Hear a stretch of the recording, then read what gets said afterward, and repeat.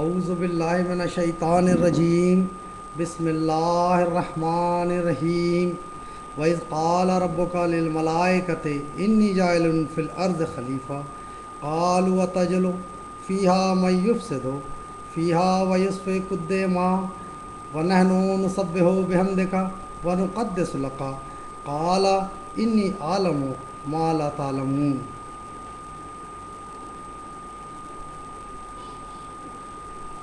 سبحان اللہ و بحمدہ سبحان اللہ العظیم۔ اللہم صلی علی محمد و علی آل محمد و علی عبدہ المسیح الموعود انک حمید مجید۔ معزز سامعین، السلام علیکم ورحمۃ اللہ وبرکاتہ۔ خاک سار جناب شیخ صاحب کے اس کامنٹ کا جواب لیا حاضر ہے جس میں وہ کہتے ہیں کہ نوجوان احمدی طبقہ جو ہے اورکٹ نیٹ پر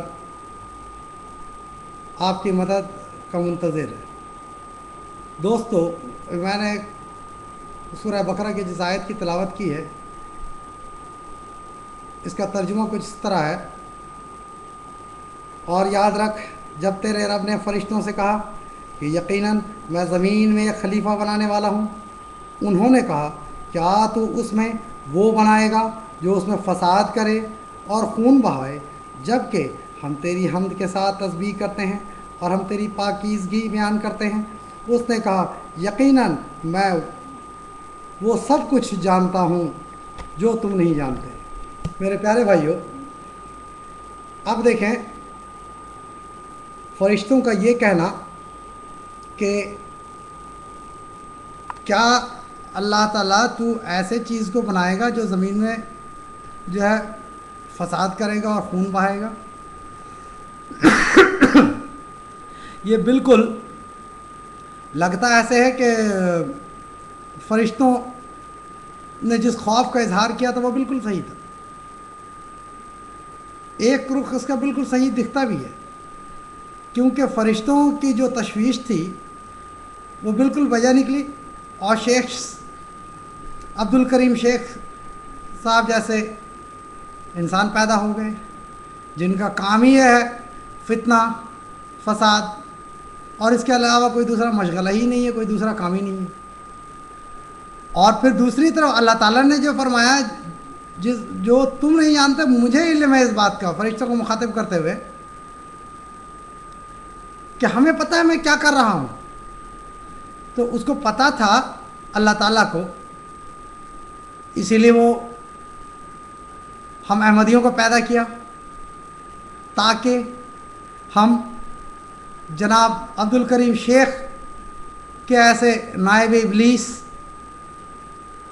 کے بہکاوے سے بنی نوع انسان کو بچائیں، اور بنی نوع انسان کو اللہ اور اس کے رسول سیدنا حضرت اقدس خاتم النبیین محمد صلی اللہ علیہ وسلم کی طرف بلائیں۔ دوستو، اس کامنٹ میں جناب شیخ صاحب نے جو باتیں کی ہیں وہ کچھ اس طرح ہے۔ انہوں نے کہا کہ جماعت احمدیہ کا جو آفیشیل سٹینڈ ہے کہ انٹرنیٹ پہ کسی قسم کا کوئی بیان نہ دیا جائے، لہٰذا اب جو سب بیانات آ رہے ہیں، جو رسپانس آ رہے ہیں مجھے، اس سے یہ لگتا ہے کہ جماعت جو ہے اپنا کنٹرول ان پر کھو رہی ہے۔ Why he is talking such a nonsense? The reason is very simple. He is unable to face the humble servant of promised Messiah Hazrat Mirza Ghulam Ahmad Qadiani alayhi salatu wassalam, and that humble servant is Fazl Ahmadi. Mr. Sheikh is not having that guts to face Fazl Ahmadi. Just is again trying to escape and fabricating a new thing now, that it was not the Ahmadiyya stand, so they are just neglecting their Khalifa's order and all, and coming overnight and replying me. کیونکہ یہ سچ تو بول نہیں سکتے ہیں کہ فضل احمدی نے مجھے لاجواب کر کے رکھا ہے، زندہ جیتے جی فضل احمدی مجھے مار ڈالا ہے۔ اب یہ تو کیسے کر کے بولیں گے دنیا کے سامنے؟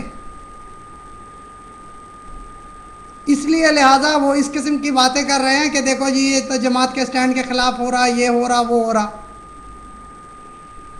Metre of fact is that he is unable to face me. اور پھر وہ ایک بات اور بیان کرتے ہیں کہ اب آپ دیکھیں جماعت احمدیہ کہ آپ قرآن کریم کے ترجموں کو لے لیں، دوسرے بھی تراجم کو لے لیں، اور اس کے بعد just do the comparative study, then you will understand that what Ahmadiyyat is and what Islam is. Friends, I would like to draw your attention this side. Yes, I am having this wonderful book. The name is Amal Qurani,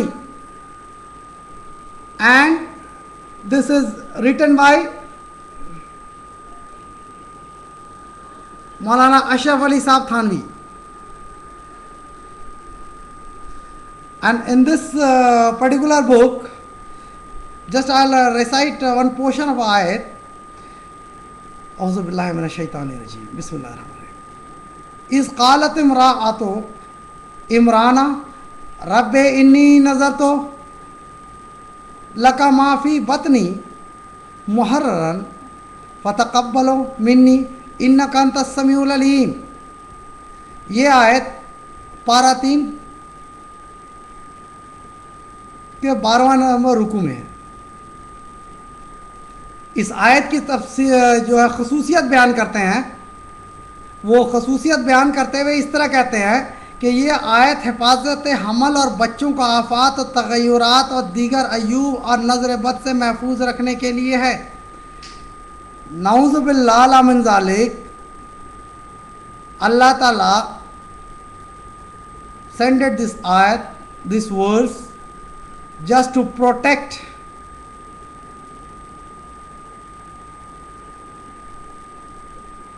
the kids who are about to born from all sorts of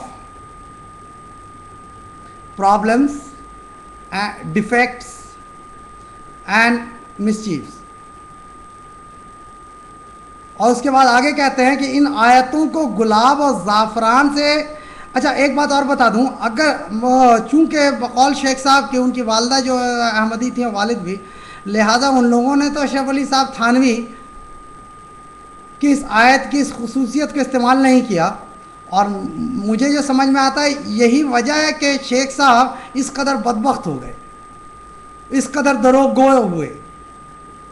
تو اگر وہ لوگ استعمال کیے ہوتے تو شاید شیخ صاحب جو ہے اس قدر دروغ گو نہ ہوتے. خیر ابھی بھی وقت ہے شیخ صاحب، آپ ایسا کریں اس آیت کو، اب نیچے ہے کیا کرنا ہے اس طرح کر لیں تو شاید آپ کو جو ہے اس جو ہے ذلت والی زندگی جو آپ کے پاس ابھی ہے سامنے بلو فلم اور بالی ووڈ کسنگ سین کی وجہ سے، شاید آپ اس سے نجات پا جائیں. تو آگے کچھ اس طرح کہتے ہیں کہ ان آیتوں کو گلاب اور زعفران سے ہرن کی جھلی پر لکھ کر حاملہ عورت کی داہنی کوکھ پر باندھ دیں، وضع حمل تک بندہ رہے، انشاءاللہ تعالیٰ تمام آفات سے معمون رہے گی. انا للہ و انا الیہ راجعون. Young boys, just see what is the significance of this particular ayat according to the Maulana Ashraf Ali Sahab Thanvi. Just write this ayat on a skin of deer with rose water and saffron, and tie this verse on the right womb of the pregnant lady who is about to give the birth. See the use of Quran. You will never find this type of use in Ahmadiyyat. So which direction Mr. Sheikh is calling you? Just ask him, Mr. Sheikh, this is the use of Holy Quran in this way? When Allah says that if Jabalil arayatahu khashiyam mutasaddiam min khashyatillah, if I descend this verse, if I descend this Holy Quran on mountain, it will break in pieces due to the fear of the word of Allah. And see what is the significance, how they are talking about this holy book